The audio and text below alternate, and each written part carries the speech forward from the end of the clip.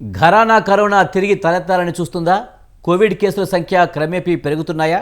కేసుల సంఖ్య కలవరపాటుకు గురిచేస్తున్నాయా? COVID-19 sub వేరియంట్గా JN1 variant వ్యాప్తి ఎక్కువగా ఉందా అంటే అవుననే సమాధానం వస్తుంది. ఇందుకు ప్రభుత్వం తీసుకుంటున్న చర్యలు ఏంటి? జాతీయ ఆరోగ్య సంస్థ లెక్కలకు స్టేట్ డైరెక్టర్ ఆఫీస్ లెక్కలకు ఎందుకు పొంతన కుదరడం లేదు? కరోనా లెక్కలను సర్కారు దాచిపెడుతుందా?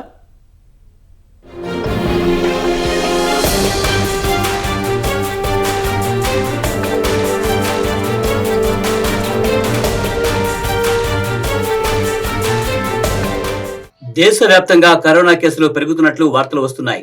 అధిక జనాభా గల హైదరాబాద్ మహానగరంలో ఈ కేసుల లెక్క కొంచెం ఎక్కువగా ఉన్నట్లు సమాచారం. అయితే ప్రభుత్వం ఇప్పటికే నివారణ చర్యలు మొదలుపెట్టింది. తెలంగాణలో కొత్తగా కొలువుదీరిన కాంగ్రెస్ ప్రభుత్వానికి కరోనా ఎదుర్కోవడం సవాలే కావచ్చు.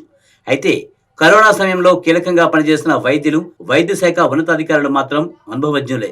ఈ కారణంగా కరోనాకు చెక్ పెట్టడం అంత కష్టతరమైన విషయమేమీ కాదనే వ్యాఖ్యానాలు వినిపిస్తున్నాయి. గతంలో పోలిస్తే ఇప్పుడు వచ్చిన వేరియంట్ పెద్దగా ప్రభావం చూపదని తెలుస్తోంది. దీనిని సర్కారు ఎదుర్కోవడము పెద్ద కష్టం కాదని అనిపిస్తోంది. అయితే ఏ ఒక్కరూ అజాగ్రత్తగా వ్యవహరించి అకారణ కష్టాలను మాత్రం కొని తెచ్చుకోరాదని రాష్ట్ర వైద్య ఆరోగ్య శాఖ అధికారులు తెలియజేస్తున్నారు.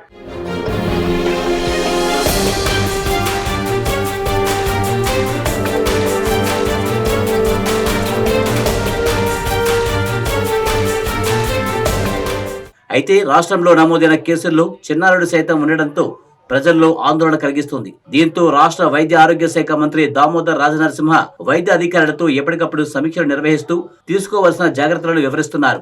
ఆసుపత్రుల్లో బెడ్లు, ఆక్సిజన్, ఐసోలేషన్ వార్డులను వెంటనే సిద్ధం చేయాలని, వాటి సంఖ్యను పెంచాలని వైద్య శాఖ అధికారులకు మంత్రి రాజనరసింహ సూచించారు. కోవిడ్ సమాచారం తెలియజేసే బులెటిన్లు ఎప్పటికప్పుడు ఎలా ఇవ్వాలి అనే విషయాలపైన మంత్రి అధికారులతో చర్చించినట్టు తెలిసింది.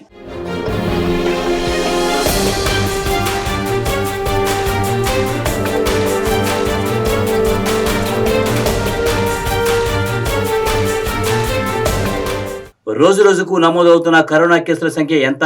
ఏ జిల్లాల్లో ఎన్ని కేసులు నమోదయ్యాయి? కరోనా కేసులకు సంబంధించి రాష్ట్ర వైద్య ఆరోగ్య శాఖ విడుదల చేసిన కేసులకు జాతీయ వైద్య సంఘం లెక్కలకు కొన్ని తేడాలు కనిపించాయి. ఇటీవల భోపాలపల్లిలో 2 కరోనా కేసులు నమోదయ్యాయని జాతీయ వైద్య సంఘం తెలియజేసింది. అయితే state director of health organisation ఈ విషయాన్ని కొట్టిపారేసింది. ఇదేమీ తమ దృష్టికి రాలేదని, ఈ సమాచారం నిజం కాదని స్టేట్ హెల్త్ డైరెక్టరేట్ తెలియజేసింది.